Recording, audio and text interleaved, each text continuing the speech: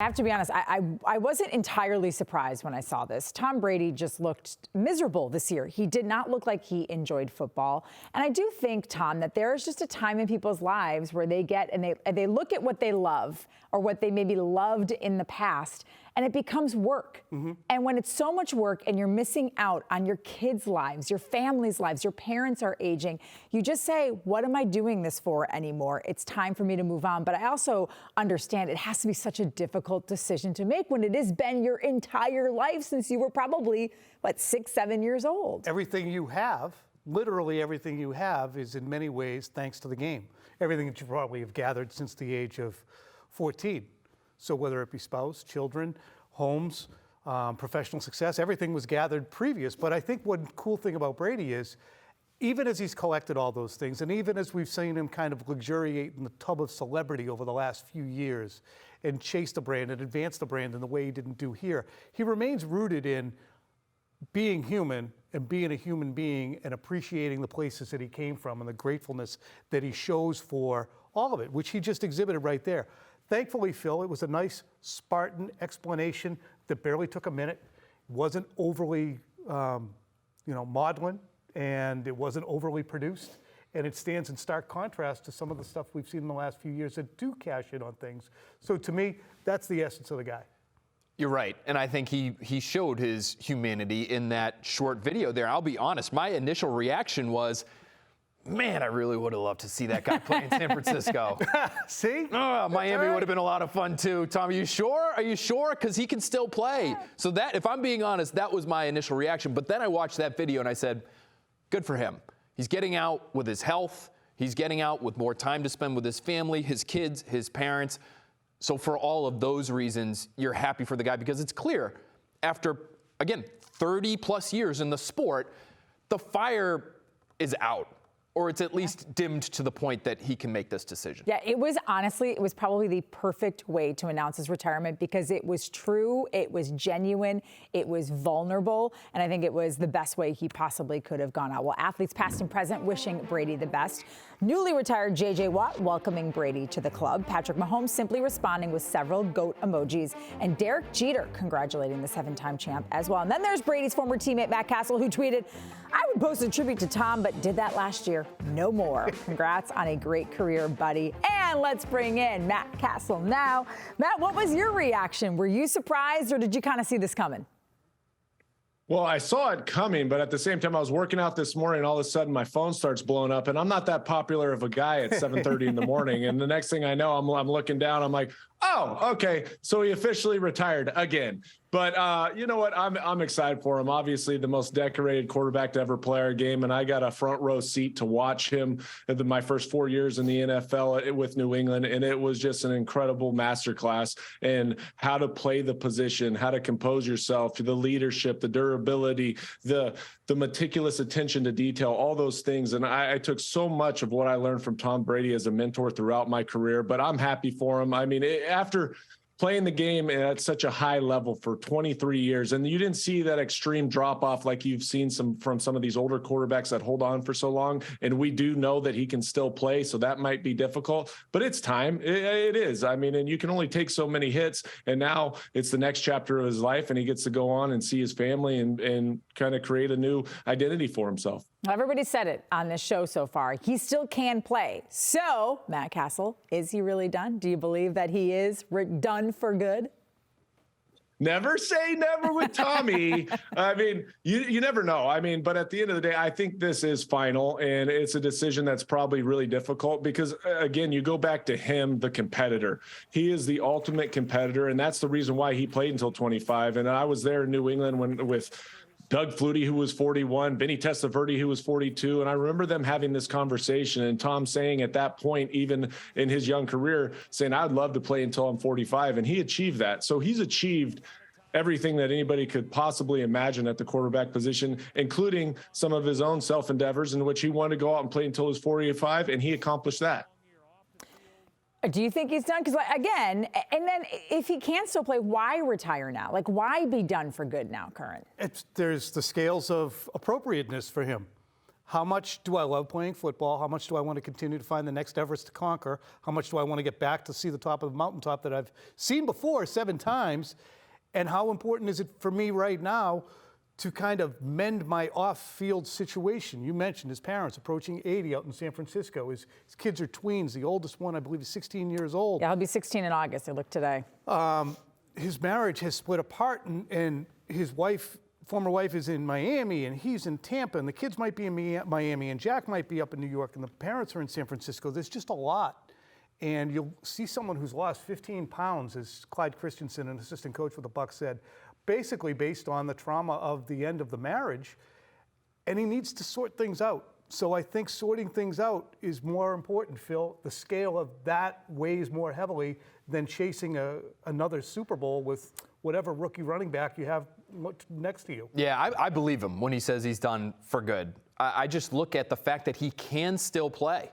And he might not be the guy that everybody's used to watching, the best or second or third best quarterback in the NFL, but he's still a top 10 guy, solidly, depending on how you look at his numbers from this past year. Led the league in attempts, led the league in completions, third in yards. He was 7th in Pro Football Focus grade. There's a million numbers out there that tell you he's still very, very good at his job. And there would have been legitimate contenders, I think, that would have pursued him. For him to walk away, even with all of that going on, tells me the passion for it just isn't there in the same way, which to me, Tom, does mean that this is the right time for him to walk away. He joins really Matt Cassel. He joins Barry Sanders. He joins Calvin Johnson. Absurdly enough, those guys were barely into their 30s, if at all. Jim Brown is guys who all retired with something left in their tank. Yeah. It does not defy belief that he could take a year off and return, but I do think he would start to think that he was becoming a caricature of himself. But I fully believe he could take a year off and play another year, Matt. He could. I mean, it's obvious that he can still play, but the big part for us as players, when you get to a certain point, is you have to be 100% committed to this game, and you've got to be 100% committed to the offseason to get your body ready, the mental grind of a season. It's taxing, especially this last year for him and that football team, in which they were frustrated throughout the course of the year for a number of different reasons. And so if you're half in, half out, and you don't know, or you don't really know, it's hard to commit to go back to play at the level that you want to play, the expectation that he has for himself, and do that on a consistent basis and do it really well when you're on the fence about it. And I think that's really what it comes down to, is you've got to be 100% committed, and you have to be 100% committed to the process of getting ready for it, and also the longevity of a season. Yeah, because if you're not 100% committed and 100% prepared, you could get very, very hurt. That's the way it's different from a lot of other sports. Let's take a quick look at the Ford Big Board, built for America, built Ford proud.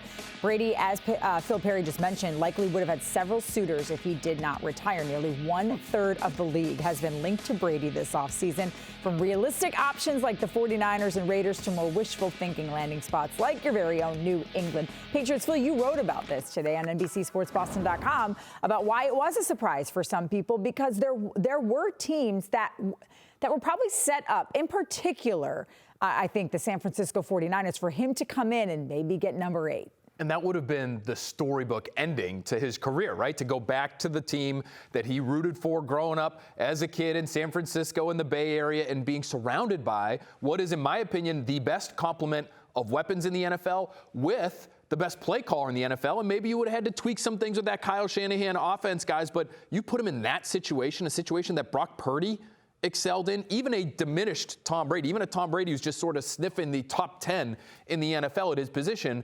He makes them a Super Bowl favorite. That's not just a contending team. That is the favorite to win the Lombardi Trophy. So whether it was San Francisco, Miami, which is loaded with talent, Vegas with Josh McDaniels, all the talent they have out there, he could have played for one of those teams, I think, in 2023 and been great. Matt, as I said off the top, like it just seems you can see it in Tom Brady's face during that video. Like, this was a very difficult decision for him to make, but clearly one that was important to him. But he can still play.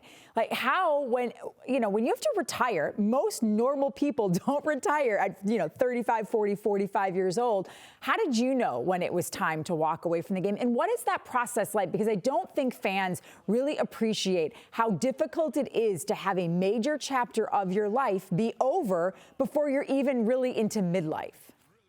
Well, right. Well, for me, I mean, I started to get phone calls after I became a free agent with Detroit, but it also, nothing came to fruition where, hey, we want you right now, but it was that waiting game and this, that, and the other. And I got to a point where, look, I had 5 kids and family became a big factor in my decision, was because do I want to continue to go to another state, be out away from my family, move the kids for a season, move back, do all that. And so the logistics of it all became complicated. But in terms of that transition, it's a difficult transition. And anybody that's ever been part of the NFL goes through it. It's that brotherhood. It's the competition. You'll never get that same competition the rest of your life, to play in front of the 70,000 screaming fans, the adrenaline rush, what Sundays mean to you as a player. I mean, you work your whole life to get to that pinnacle of your career, to go and play and perform at a high level. In Tom Brady's case, play on the biggest stages of NFL football. And you miss that. I mean, you missed all those aspects of what you're talking about. And it's a huge adjustment, because that's all you've ever known since you were a little kid, and then going up through college and then the NFL. For me, it was 14 years. For this guy, it's 23 years.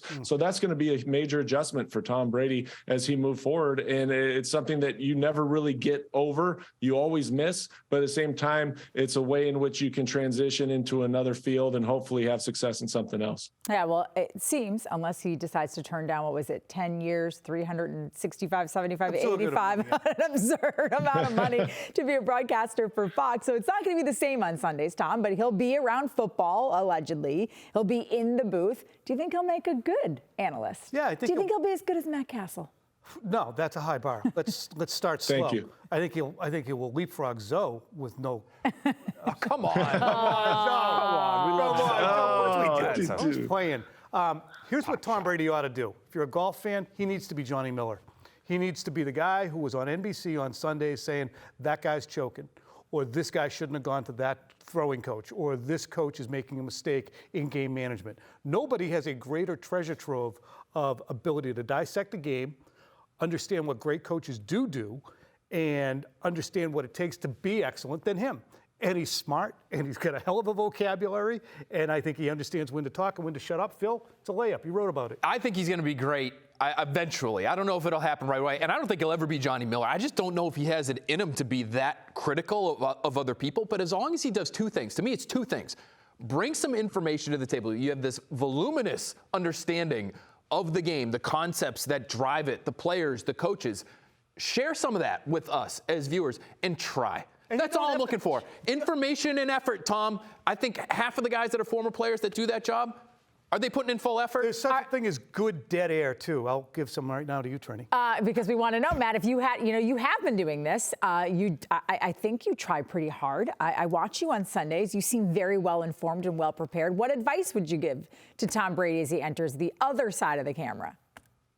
Well, you can't half, you've got to go out there and you got to put the same energy, the same effort, the same enthusiasm that you had when you're playing the game into preparing to do this job. Because if this is the next thing that you're going to take on, there's an expectation level, and it starts with the person himself. So it's all through preparation. And I think he'll do a fantastic job, because he's never done anything where he hasn't been successful at it. I don't believe up to this point. Maybe there's some investments out there that we don't know about, but at the end of the day, we know about them, some of them, right? But I think he's going to do a fantastic job. Like you said, his understanding for the game, matchups, defensive coverage, offensive scheme, the different personnel. He's been around all these coordinators, the defensive coordinators he's probably been an opponent against throughout his course of his career, and his wealth of knowledge for the game, for his expertise.